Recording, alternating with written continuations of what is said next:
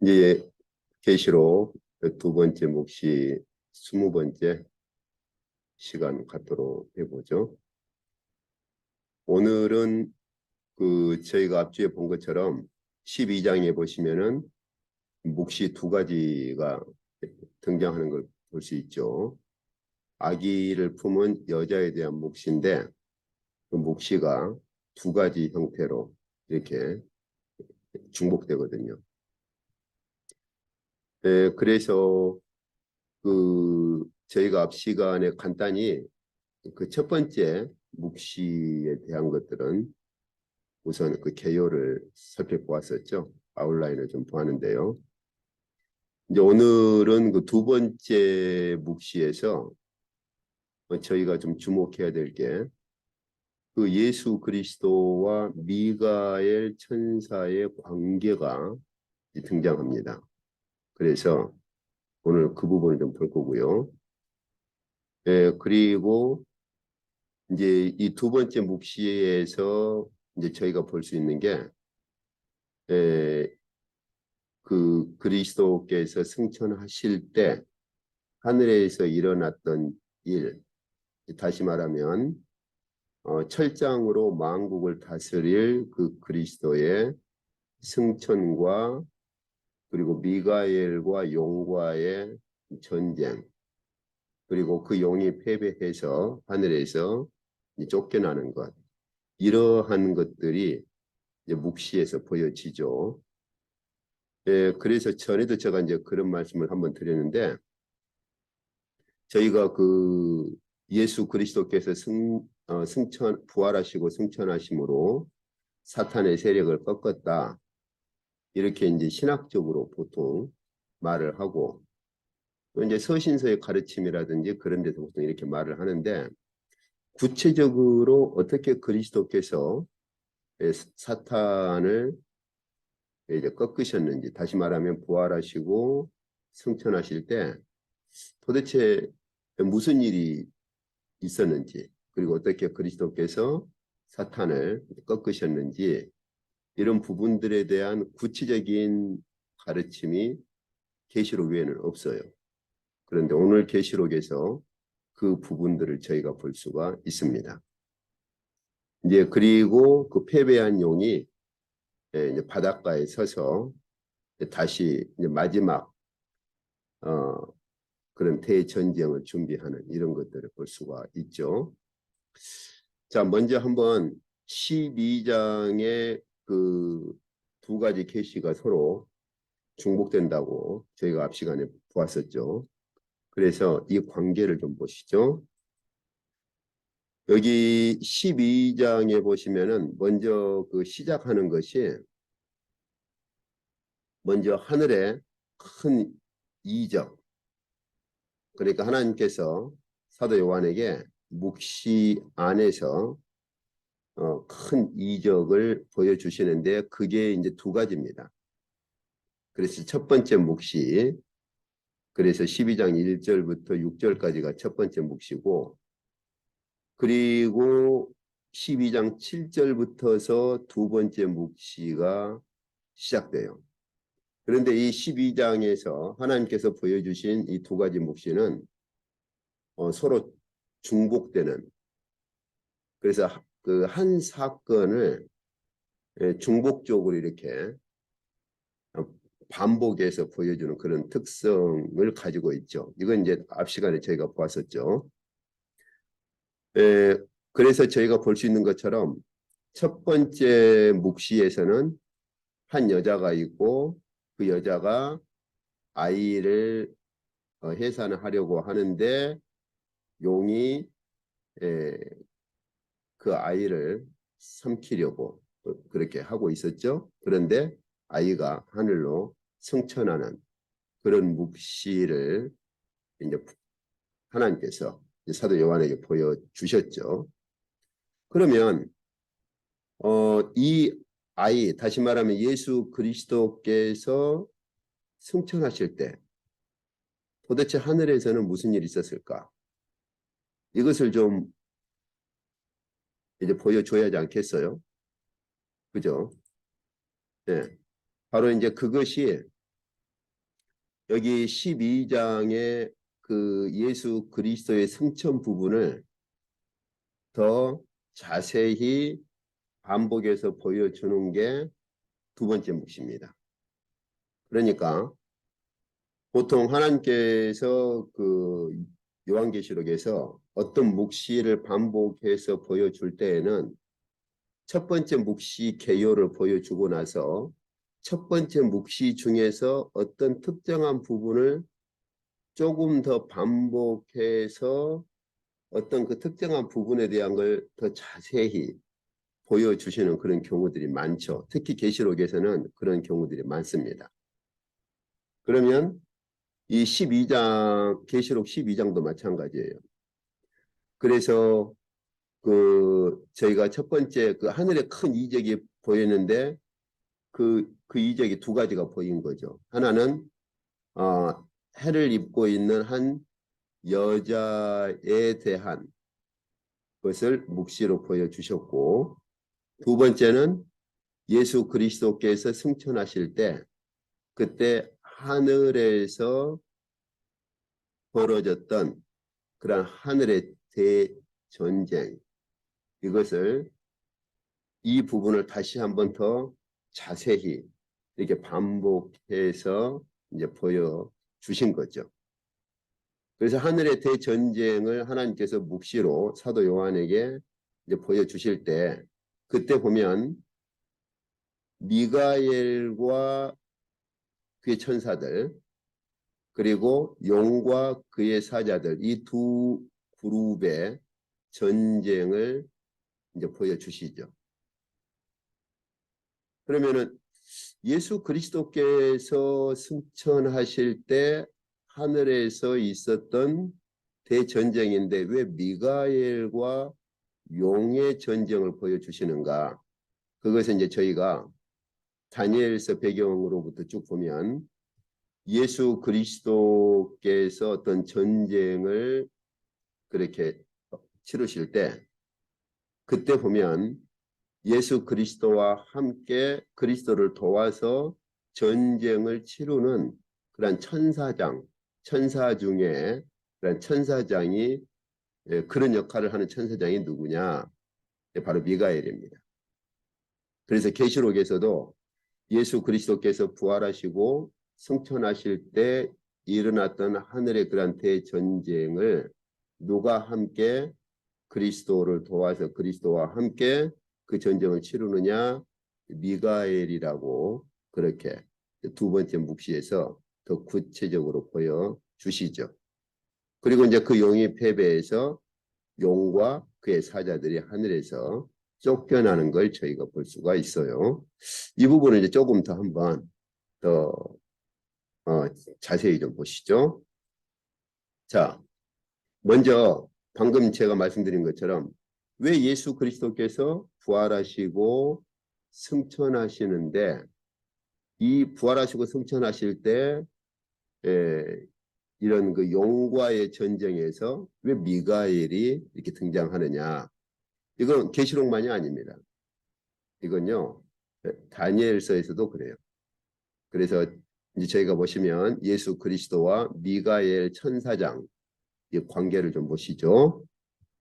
먼저 이제 방금 제가 보았던 계시록 12장 5절에 보시면은 여자가 아들을 낳아서 이렇게 하나님 앞으로 이렇게 올려가죠. 다시 말하면 승천을 얘기를 하고 있죠.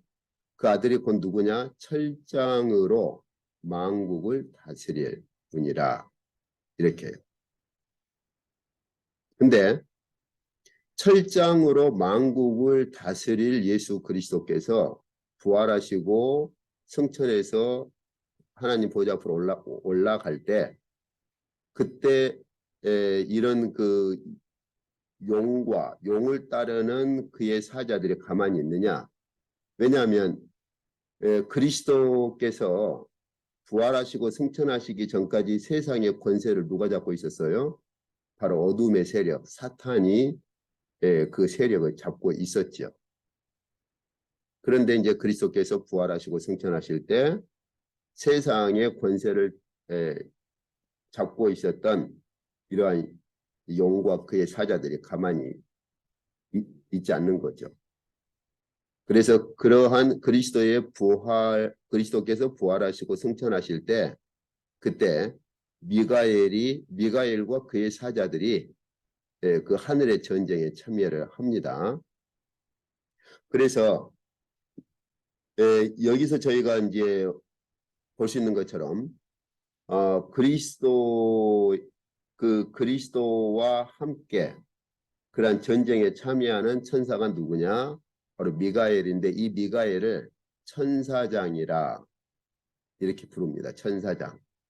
근데 이제 다니엘서도 보시면은 다니엘이 그 묵시를 보고서 굉장히 너무너무 혼란스럽고 힘들어하고 있을 때 그때 묵시 가운데서 인자께서 다니엘에게 오셔가지고 하시는 말씀이죠. 바사 왕국의 군주가 20일 동안 나를 막았으므로 내가 거기 바사 왕국의 왕들과 함께 있었다라고 말씀하시죠. 어떤 형태로 막았는지는 구체적으로 말씀이 없어요. 아마 상황이 이제 바사 왕국의 그 상황이 아마 그 바사 왕국을 못 떠날 수 없는 그런 이제 상황이었던 것으로 저희가 볼 수 있죠. 물론 이제 그 당시 역사를 보면 좀 어느 정도 추측은 할 수 있는데 한번 뒤에 이제 제가 그 계시록 끝나면 그 하나님의 어전에서 바라보는 관점으로 성경 전체를 한번 제가 전에 그 아웃라인만 짚었는데 성경 전체 그 강의를 한번 했으면 좋겠다 그런 이제 요청도 있었고 어쨌든 그래서 이제 그렇게 할 생각인데 그때 제가 이 부분은 조금 더 구체적으로 설명을 하겠습니다. 어쨌든 이제 인자 되신 분께서 내가 바사 왕국을 떠날 수 없는 상황이었는데 그때 가장 높은 군주 이거 이제 천사장이라 그렇게 부르죠. 그래서 천사장 중에 하나인 미가엘이 와서 도왔다라고 그렇게 말씀을 하시죠.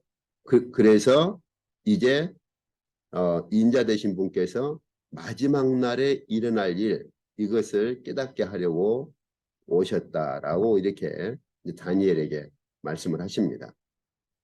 그리고 이제 다니엘서 10장 21절에 10장 13절 14절에서 쭉 이제 그 말씀을 하시고 나서 10장 21절에서 이제 마지막 때에 일어날 그러한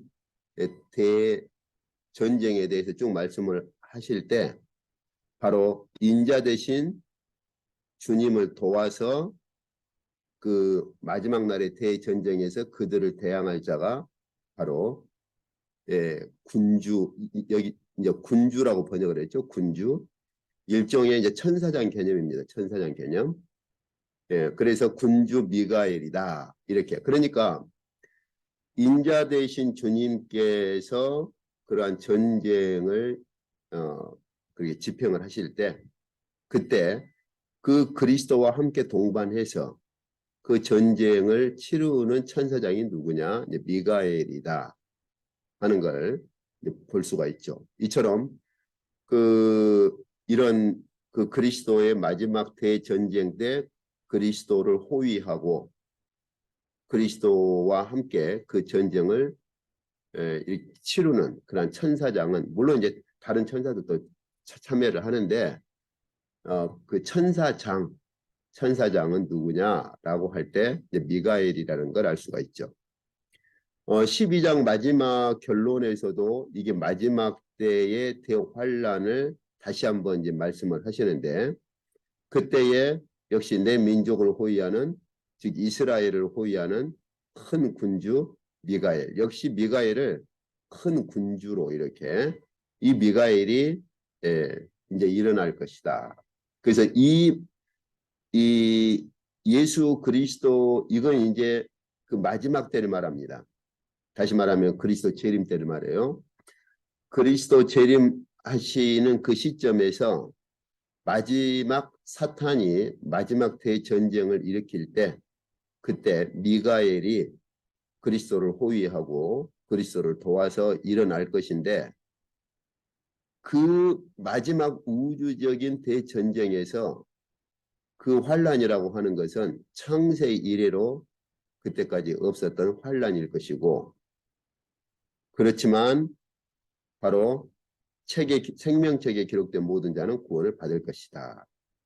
이렇게 인자께서 다니엘에게 설명하는 걸 볼 수가 있죠. 그리고 바울 사도도 데살로니가 교회에 주께서 재림하실 때 누구와 함께 주께서 호령과 천사장의 소리와 함께 하나님의 나팔 소리로 강림하실 것이다. 여기 천사장이 누구냐? 바로 이름을 언급은 안 했지만은 이름 언급을 안 하더라도 여기 천사장이라고 하는 것은 미가엘이라고 하는 것을 너무나 잘 알고 있죠. 그러니까 이제 전에도 제가 그런 말씀을 드린 적이 있어요. 사도 바울이 교회에 보낸 이 하나님의 말씀들을 보면 다메섹 도상의 사건만으로는 다 설명할 수 없는 부분들이 참 많아요. 부활하신 주님께서 재림하실 때 천사장 미가엘이 동반해서 이렇게 재림을 하실 것이다. 이런 계시의 빛은 다메섹 도상의 계시만 가지고는 설명이 안 되는 거죠. 그죠? 어떻게 바울이 그러면 이런 계시의 빛을 알았겠느냐 하는 거죠. 결국은 제가 전에도 말씀드린 또 하나의 그 바울의 계시를 사도 바울이 기록한 하나님의 말씀 그 계시를 떠받치고 있는 두 기둥이 있는데 하나는 바로 다메섹 사건이고 또 하나가 바로 하나님의 어전에 참여한 그래서 사도 바울이 고린도 후서에서 말한 것처럼 하나님의 어전에 참여해서 거기서 바울이 보고 그리고 깨달은 것이죠. 심지어 다음에 한번 시간이 되면 그 본문을 좀 보게 될는지 모르겠어요. 그 고린도 후서를 보시면은 심지어 바울이 그 하나님의 의전에서 여러 가지 계시를 받았는데 그 중에 어떤 것은 우리 사람에게 말하도록 허락되지 않은 계시까지도 받았다고 말합니다. 그러니까 저희가 생각했던 것보다 사도 바울이 다메섹에서 부활하신 그 그리스도와 함께 그 하나님의 의전에 참여해서 그 하나님의 의전에서 듣고 그렇게 본 계시는 영역이 상당히 커요. 저희가 생각했던 것을 훨씬 더 넘어섭니다. 그래서 이 데살로니가 교회에 이 가르침을 베풀었다고 하는 것은 바울이 하나님의 의전에서 받았던 그 계시의 빛을 이 데살로니가 교회에 가르친 것이다 라고 하는 걸 볼 수 있는데요. 그런데 바로 그게 뭐냐? 그 외에 다른 요소들도 많아요. 그런데 그 데살로니가 교회의 주님의 재림을 말할 때 주께서 재림하실 때는 천사장 미가엘이 함께 올 것이라고 하는 것을 그렇게 말을 하고 있는 것이죠. 자, 그러면 철장으로 만국을 다스릴 그리스도의 승천 그리고 용이 패배하고 쫓겨난 부분 이제 이걸 한번 보시죠. 이제 저희가 맨 처음에는 어떤 걸 보았습니까? 계시록 12장이 두 부분의 계시로 이루어져 있다 하는 걸 보았었죠. 그리고 방금 저희가 두 번째 부분에서는 바로 그 계시록 두 번째 부분에서 그리스도와 미가엘이 서로 밀접한 관계를 가지고 있는데 그 밀접한 관계의 배경이 바로 다니엘서에서 저희가 볼 수 있었다는 걸 제가 봤었죠. 근데 이제 저희가 이 부분을 조금 더 이제 구체적으로 좀 보시죠. 그 주님께서 70명을 파송하실 때 주님의 제자 12제자가 아니라 70인을 파송하고 나서 그들이 돌아왔을 때 주께서 하신 말씀이죠. 사탄이 하늘로부터 번개같이 떨어지는 걸 내가 보았노라. 이런 말씀을 하시죠. 근데 실제로 사탄의 패배는 언제냐면 그리스도의 십자가와 부활이거든요. 그러니까 여기 70명을 파송했을 때 주님께서 보았다라고 하는 것은 결국은 주님께서 십자가에서 부활하시고 승천하실 때 사탄이 하늘에서 떨어질 것을 미리서 본 거지요. 근데 그것을 거의 완료 형태로 쓰고 있습니다. 이게 바로 제가 전에 자주 말씀드렸던 예언자적 완료라고 하죠.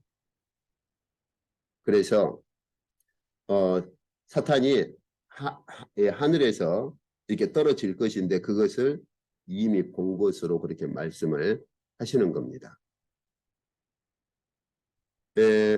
그리고 이제 주님께서 십자가를 앞두고 여기 요한복음 12장이 이제 여기 14, 15, 16이 주님의 마지막 예언이고 마지막 유언이죠. 유언. 14, 15 요한복음 14, 15, 16이 주님의 마지막 유언이고 17장이 이제 마지막 대제사장적인 기도를 하시고 나서 18장에 이제 잡히시는 걸 볼 수가 있어요.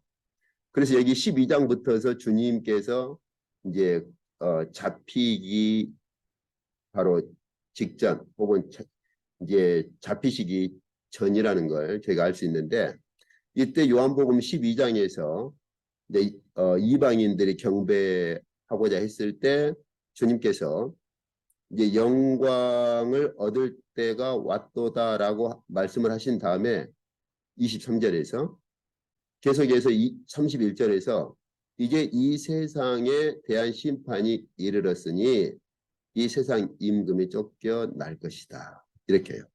그러니까 주님의 십자가를 앞두고 주께서 이 주님의 십자가를 앞두고 그 십자가 사건을 두 가지로 주님께서 말씀하세요. 하나는 그 십자가 사건은 인자 되신 주님께서 영광을 얻을 때이다. 이게 이제 요한복음에 있는 십자가에 대한 이해죠. 사도 요한이 요한복음에서 말하는 십자가에 대한 이해입니다. 다시 말하면 저희는 보통 예수 그리스도의 십자가 그러면 주님의 고난 그렇죠. 그리고 십자가의 피로 우리의 죄를 사하신 사건 이런 쪽에 이제 강조를 하죠. 그런데 사도 요한은 주님의 십자가 사건을 말할 때 요한복음에서 오히려 그 십자가는 주님께서 영광을 받으시는 하나의 길목으로 십자가를 그렇게 요한복음에서 말합니다. 그래서 그 요한복음 17장을 보시면 마지막 기도에서도 창세 전부터 아버지와 함께 가졌던 그 영광으로 이제 나를 영광스럽게 해달라고 그리고 18장에 이제 잡히시거든요. 그러니까 18장에서 잡히셔서 십자가에 달리실 때를 앞두고서 마지막 기도를 하시기를 천지를 창조하시기 전부터 아버지와 함께 가졌던 그 영광으로 이제 나를 영광스럽게 해달라고 기도하는 걸 볼 수가 있어요. 결국은 저희는 요한복음에서 주님의 십자가에 대한 또 다른 측면을 볼 수가 있죠. 주님의 고난과 그리고 십자가에서 죄사함 이것도 있지만 또 다른 측면은 바로 주님께서 창조 이전부터 아버지와 함께 계셨던 영광의 자리로 돌아가는 길목이 바로 십자가인 거죠. 그래서 12장 23절에서는 이제 드디어 인자가 영광을 얻을 때가 왔다. 그리고선 31절에서 반면에 이제 이 세상 임금이 쫓겨날 것이다. 이것을 주님께서 그 70인 제자를 파송하실 때 미리서 본 거죠. 그죠? 그래서 70명의 제자를 파송하신 후에 70명의 제자가 돌아왔을 때 사탄이 하늘에서 번개처럼 떨어지는 것을 미리서 그렇게 보셨다고 말씀을 하시는 겁니다. 이제 그리고 이 바울도 십자가 사건을 말할 때 여기 주님께서 요한복음 12장 31절에서 말씀하셨던 바로 사탄의 세력이 꺾인 것으로 골로새 교회는 그 측면에서 십자가를 가르칩니다. 그래서 여기 통치자들과 권세들이라고 되어 있는데 여기 통치자들과 권세들이라고 하는 건 바로 그리스도께서 부활하시고 승천하시기 전에 세상을 지배했던 영적 세력들을 말합니다. 그러니까 여기 보면 십자가가 무엇인가? 이 십자가는 예수 그리스도께서 십자가에서 죽으시고 부활하시기 전까지 세상을 지배했던 영적인 세력들을 무장 해제시켜버린 사건이다. 이렇게 말을 하는 거죠. 여기 무력화라고 번역되어 있는데 바울이 쓴 용어는요. 무력화가 아니라 군대 용어입니다. 무장 해제라는 뜻이에요. 다시 말하면 뭐 옛날이나 지금이나 상대방을 체포하면 무기를 다 뺐죠. 무장 해제 시켜버리잖아요. 승리했을 때 가장 먼저 하는 게 무장 해제를 시켜버리죠. 그리고 또 한 가지 군대 용어를 그 당시 군대 용어를 쓰는데 구경거리로 삼으셨다. 이건 그 당시 그 로마 당시에 그 전쟁에서 이긴 국가가 그 당시 그 이렇게 뭐라고 그럴까요? 행했던 것들. 그러니까 가령 로마가 이렇게 승전을 하면 상대방 적들을 무장해제 시켜버려요. 무기를 다 뺐죠. 그리고 상대방 포로들을 묶어가지고 로마의 그 시내로 끌고 들어갑니다. 그러면 이제 로마 시민들이든 하여튼 거기에 사는 사람들이 줄을 서가지고 그 포로들을 보면서 이제 야유하고 뭐 물건도 던지고 막 그래요. 아마 영화 같은 거 보면 그런 모습 보신 적 있을 거예요. 바로 그 당시 그 군대 용어, 그 당시 배경을 그대로 지금 바울이 가져온 거예요. 마치 그런 것처럼 예수 그리스도께서 십자가에서 하늘의 그러한 영적인 세력들을 무장해제 시켜버리고 다시 말하면 승리하셨다는 걸 이렇게 표현한 거죠. 그리스도께서 십자가에서 영적인 세력들과의 전쟁에서 승리를 하셔서 이런 영적인 세력들을 무장해제 시켜버리고 마치 포로들을 구경거리로 그래서 로마 시내로 끌고 다니면서 구경거리로 만든 것처럼 영적인 세력들을 그렇게 만들어버렸다는 것이죠. 그래서 여기 보시면은 이 세상 임금이 쫓겨나리라 그랬는데 주님께서 바로 십자가에서 그렇게 하셨다고 바울도 골로새 교회에 그렇게 가르치고 있는 겁니다. 이게 이제 아까 저희가 보았던 계시록에서 나타난 바로 두 번째 묵시의 측면이죠. 그래서 저희가 이러한 그 측면들을 볼 때 주님께서 말씀하신 것들, 사도들의 가르침 이러한 것들이 하나님께서 계시록에서 보여준 것들하고 서로 이렇게 일맥상통하는 것을 저희가 볼 수가 있어요.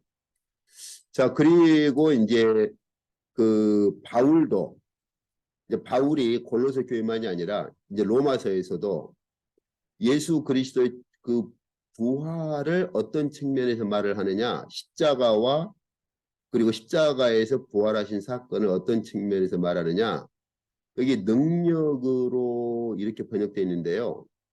권능을 행사하는, 권능을 행사하는 이런 뜻입니다. 하나님의 아들로 선포되셨다 이렇게 되어 있는데 이건요. 그 취임식 때 그 취임식에서 선포하는 걸 말을 해요. 그러니까 바울이 로마 교회에는 예수 그리스도의 부활이 어떤 측면을 가지느냐? 하나님의 아들로 취임을 하시고 그 하나님의 아들로 취임한 그 취임식이 이제 선포되는 것으로. 근데 하나님의 아들로 취임하셨다고 하는 게 무슨 의미가 있느냐? 바로 권능을 행사하시는 분으로. 이게 이제 철장으로 계시록에서는 이게 이제 철장으로 다스린다. 여기 하나님의 아들로 취임해서 그 하나님의 아들께서 가지는 그러한 어떤 그 권능, 파워라고 하는 것은 한마디로 왕으로서 왕이 가지는 통치의 능력, 통치의 어떤 권능을 말을 하거든요. 그러니까 바울이 로마 교회는 그리스도의 부활을 이런 측면으로 말을 하고 골로새 교회는 십자가 사건을 또한 이러한 승리의 사건으로 말을 하는 거죠. 그러니까 십자가 사건에서 승리를 하시고 부활하심으로 어떻게 하셨어요? 하나님의 아들로 하나님의 어전에 왕권을 가진 아들로 취임을 하시고 그 왕권을 행사하는 능력을 이렇게 가지셨다고 바울이 그렇게 로마 교회에는 말하고 있는 것입니다. 그래서 십자가 사건의 승리, 그 다음에 부활하심으로써 하나님의 어전에서 하나님의 아들로서 왕좌에 취임을 하시고 왕권을 행사하시는 그러한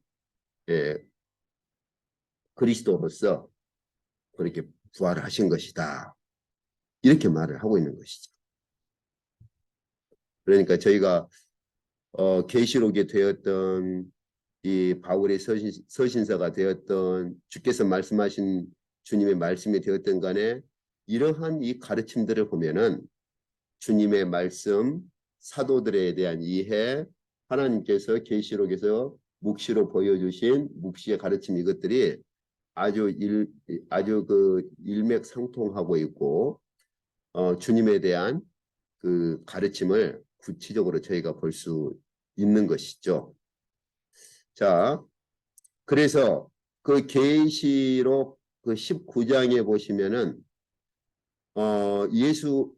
이거 이제 계시록 19장은 마지막 심판을 하나님께서 묵시로 보여주신 거예요. 마지막 심판. 그 마지막 심판 때 보니까 백마와 백마를 탄 자 그리스도께서 이제 계시는데 거기에 하늘의 군대들이 바로 주님의 마지막 심판에 함께 이렇게 함께 이제 동반되는 걸 볼 수가 있죠. 물론 여기 하늘의 군대들이 동반된다는 말은 여기에 뭐가 함축되어 있어요? 당연히 천사장이 이 하늘에 있는 군대들을 끌고 오는 것이고 여기에 이 천사장이 바로 백마 타신 바로 그리스도와 함께 이렇게 동행하고 이런 보좌하는 것을 볼 수가 있는 것이죠. 그것을 계시록 12장에서 이제 그리스도께서 어린 아기로서 하늘로 부활하시고 승천하실 때 그때도 미가엘이 바로 이런 용과의 전쟁에서 그리스도를 호위하고 보좌하는 것을 저희가 볼 수가 있죠. 자, 그리고 아까 저희가 본 것처럼 바울이 데살로니가 교회에 가르친 것하고 같죠. 주께서 재림하실 때 호령과 천사장의 소리와 하나님의 나팔 소리로 친히 강림하실 것이다. 이 천사장이라고 하는 것이 이제 방금 저희가 계시록 19장 마지막 주님의 재림을 저희가 볼 때 하늘에 있는 군대들이 바로 백마를 타신 분을 뒤따르는데 바로 하늘에 있는 이 군대들은 천사장이 동반되는 것과도 같은 것이죠, 이게.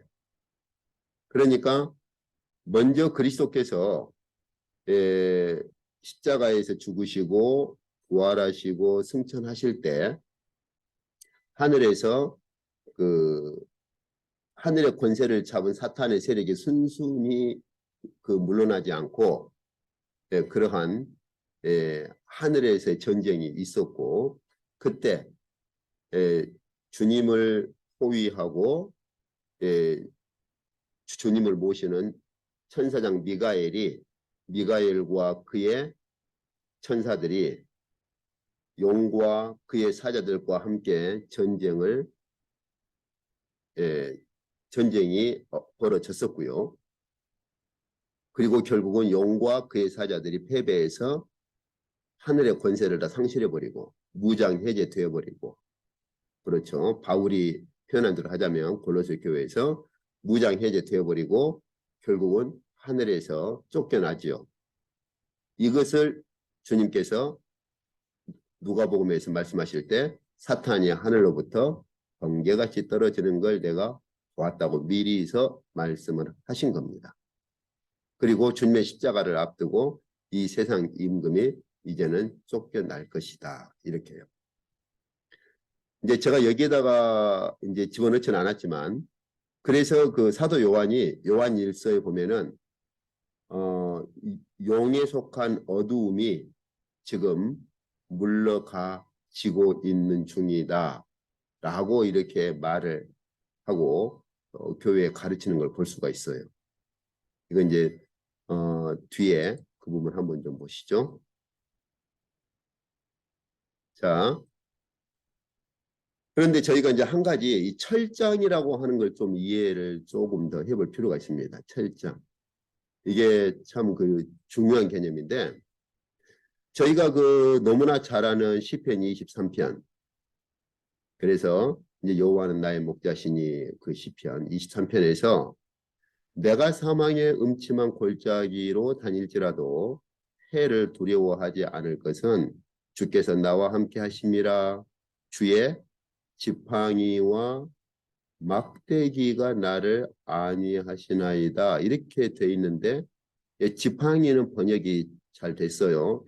실제로 그 지팡이 모양처럼 끝부분이 이렇게 둥그렇게 돼 있어서 아주 어린 양 같은 경우는 수풀에 빠지기도 하거든요. 그때 이제 그 어린 양 여기 요 앞 발 이 부분을 지팡이의 끝부분으로 이렇게 걸어가지고 끌어올리기도 합니다.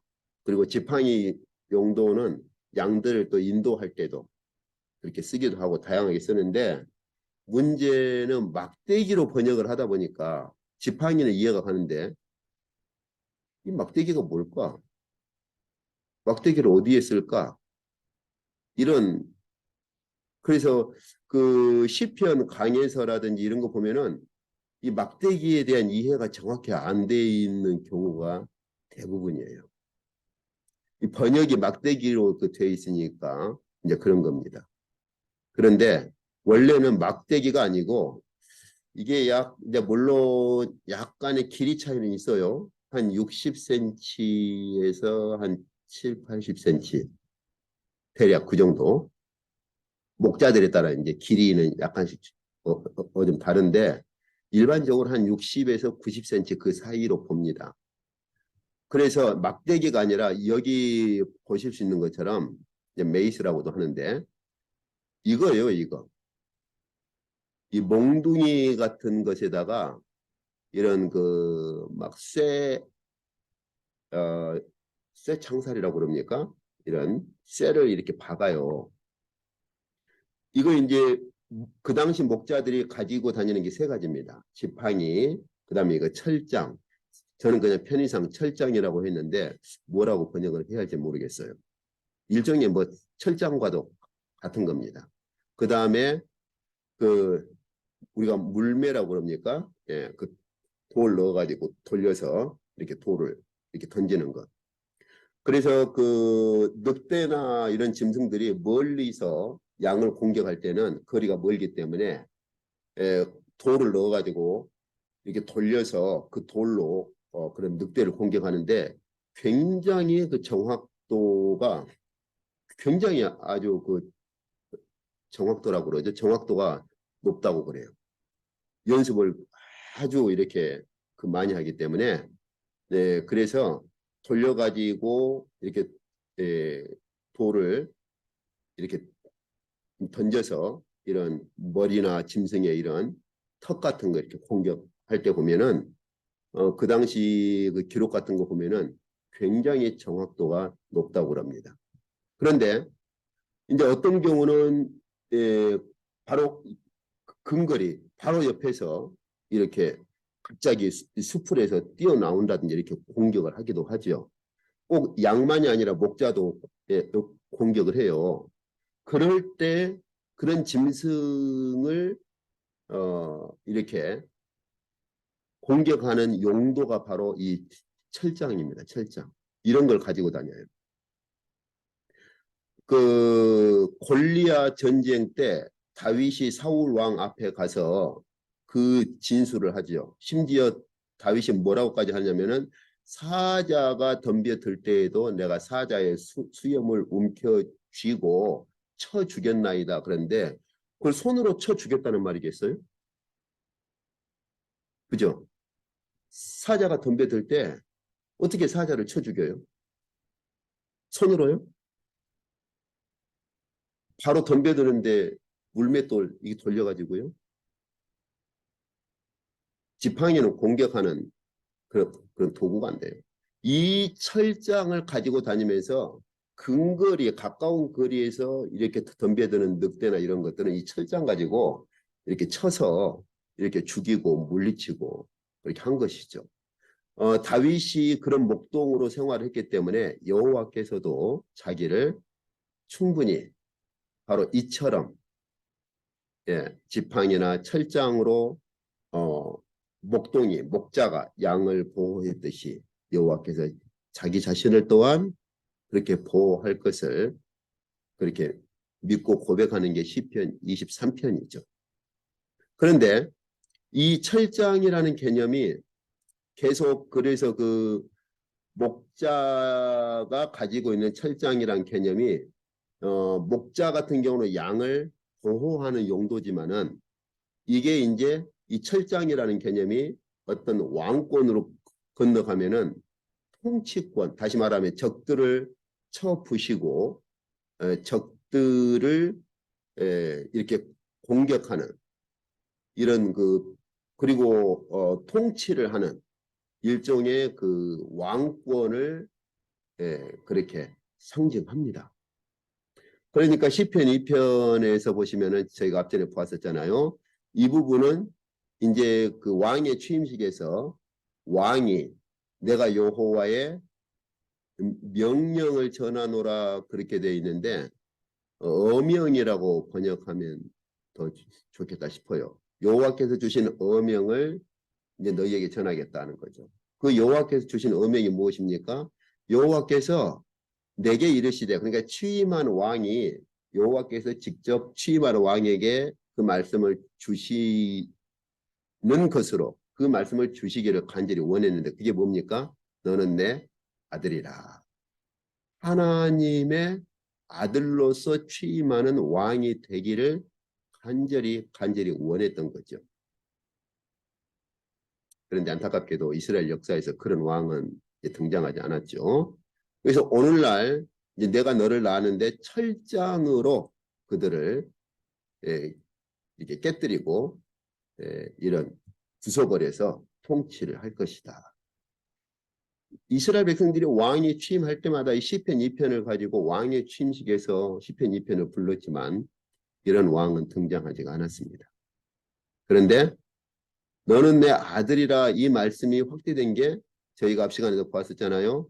예수께서 세례받고 물에서 올라오실 때 드디어 하늘에서 들려온 음성, 하나님께서 직접 들려주신 음성, 너는 내 아들이라 이 표현이 확대된 게 내 사랑하는 아들이요 내 기뻐하는 자라. 그래서 이 말씀은 시편 2편의 이 말씀이 확대된 말씀이에요. 드디어 하늘에서 그 음성이 울려 퍼진 거죠. 어, 주님께서 부활하신 주님께서 그 도아디라 교회에 임하셔가지고 하신 말씀이 그가 철장을 가지고 그들을 다스려 질그릇 깨뜨리는 것처럼 하리라. 이 말씀이 시편 2편에서 가져온 말씀이에요. 그러니까 주님께서 도아디라 교회에 시편 2편의 말씀을 인용을 하시는 거죠. 먼저. 그래서 내 아들인데 어떤 아들이요? 철장을 가지고 질그릇처럼 이렇게 부숴버리고 통치하는 이러한 시편 2편을 가져오시고 나서 주께서 하신 말씀이 나도 내 아버지께 받은 것이 그러하다. 즉 내가 바로 그렇다는 말씀이에요. 즉 무슨 말입니까? 내가 바로 시편 2편에 예언된 철장으로 통치하는 아들이다 하는 거예요. 그래서요. 이 목자라는 개념이 철장을 가지고 통치하시는 왕권하고 함께 이렇게 결합됩니다. 이거 참 굉장히 참 중요해요. 그래서 저희가 보통 이제 우리 서방교회 같은 경우는 교회의 그 성정이 어떤 겁니까? 십자가잖아요.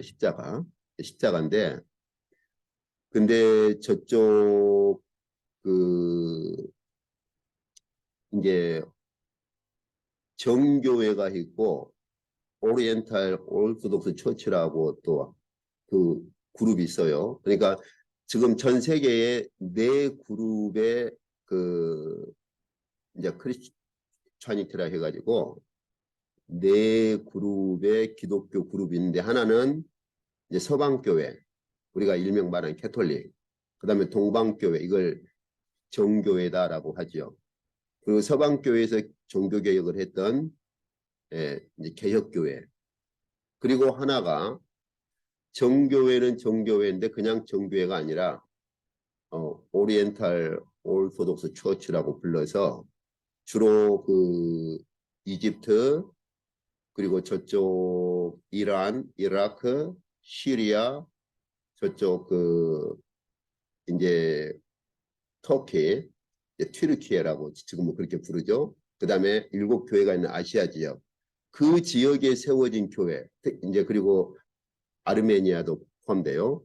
그 지역에 세워진 교회들을 오리엔탈 오르토독스 처치라고 부르는데 그 오리엔탈 오르토독스 처치 같은 경우는 어떤 교회들은 교회 마크를 뭘로 쓰느냐 선한 목자로 교회 마크를 씁니다. 그래서 교회 안에다가 이런 어린 양을 안고 가는 이런 목자를 그리고 그걸 교회의 상징으로 쓰기도 해요.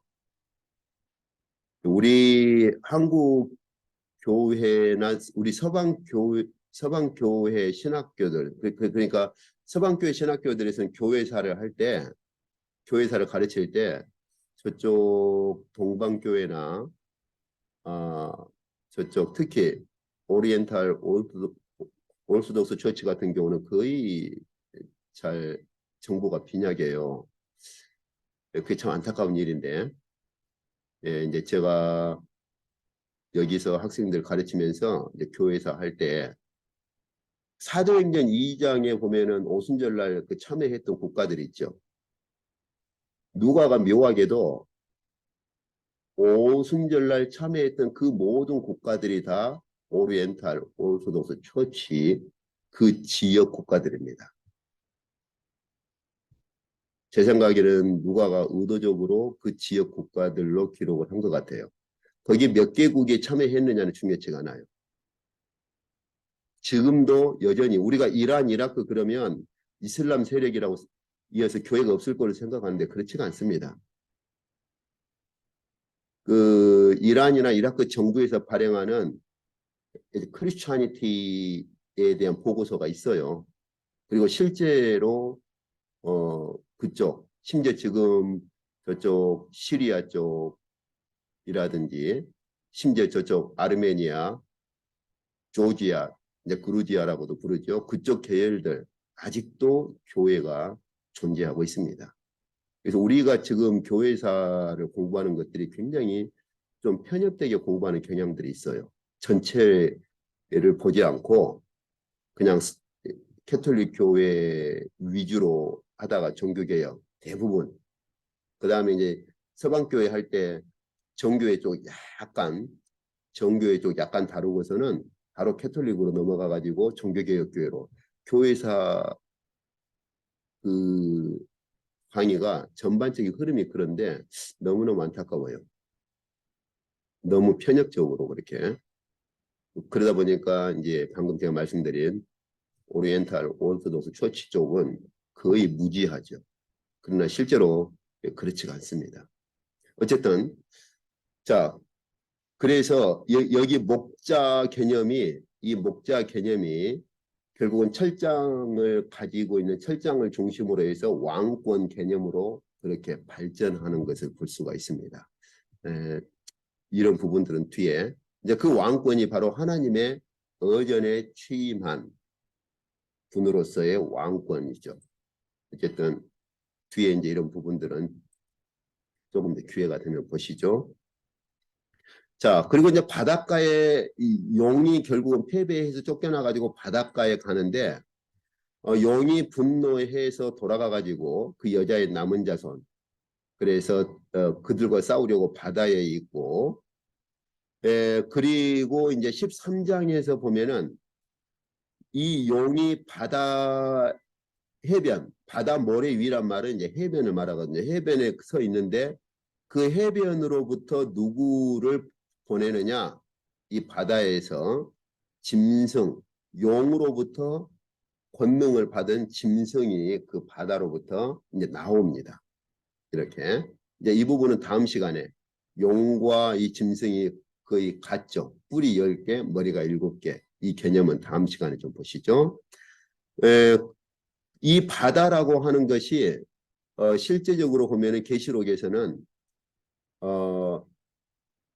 사탄이 하늘의 권세를 상실해버리고 무장해제가 되어가지고 쫓겨난 장소를 계시록에서 두 군데로 말을 하는데 하나는 바다이고 하나는 이제 땅입니다. 다시 말하면 바다와 땅이라고 하는 것은 이 세상 전체를 표현하는 그 당시의 표현법이에요. 다시 말하면 사탄이 결국 하늘에서 쫓겨나 가지고 이 세상에 그러한 이 세상을 이제 그 다스리고 이 세상 사람들을 충동해서 마지막 그리스도를 대적하도록 충동하는 그러한 장소가 바로 바다와 땅입니다.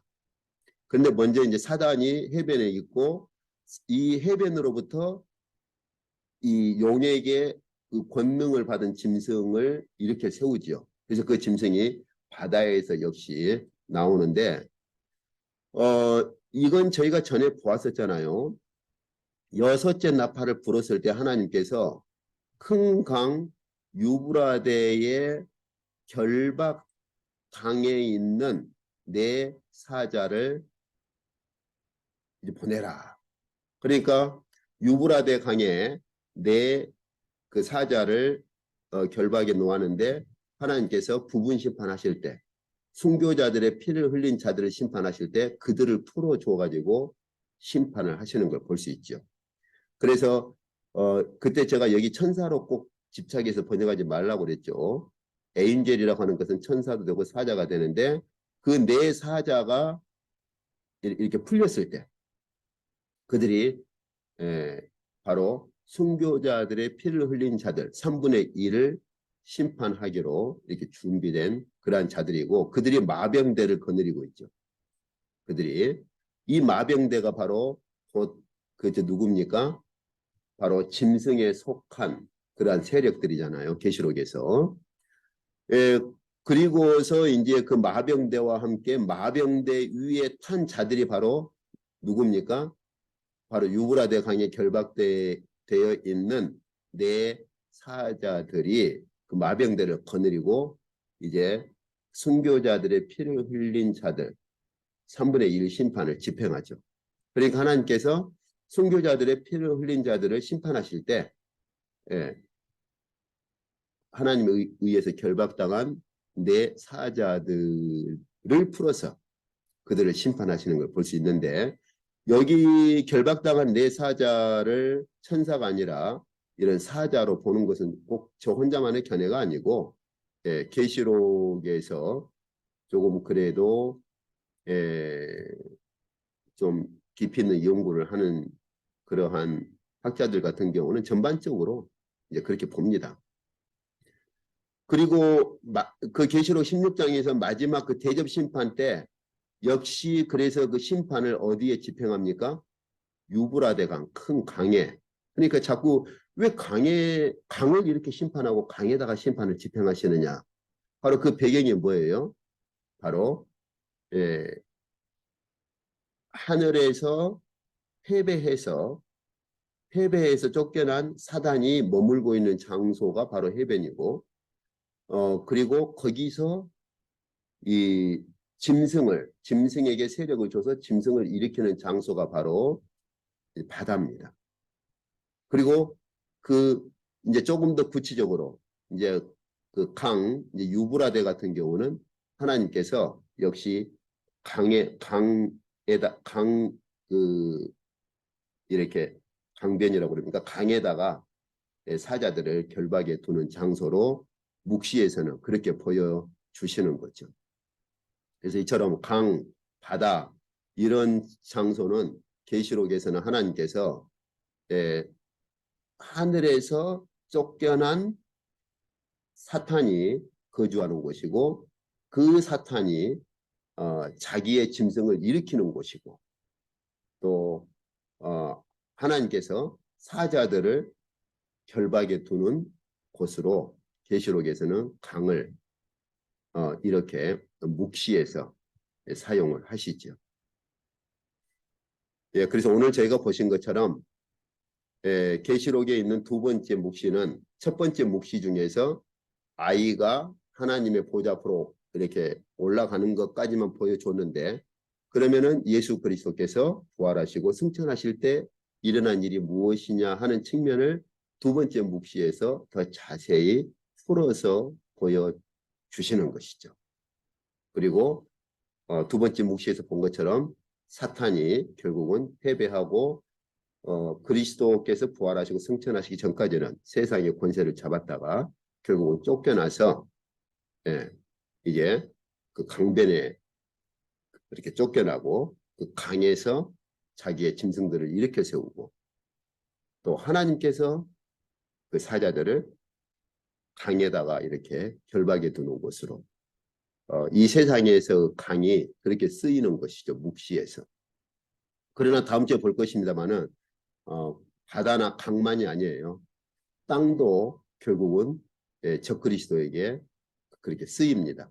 그래서 결국 무슨 말이냐? 이 세상이 하늘에서 쫓겨난 적그리스도에게 쓰이는 곳이 바로 이 세상이다라고 하는 것이고, 바로 이 세상에서 마지막 적그리스도가 주님을 대적하는 마지막 대전쟁을 하늘이 아니라 이 세상에서 일으키죠. 그래서 주님께서 미가엘과 함께 오셔가지고 마지막 대척결을 하시는 것이죠. 이게 이제 계시록 마지막 이제 바벨론 심판에서 보여주는 묵시입니다. 오늘 이쪽까지 하도록 하시죠.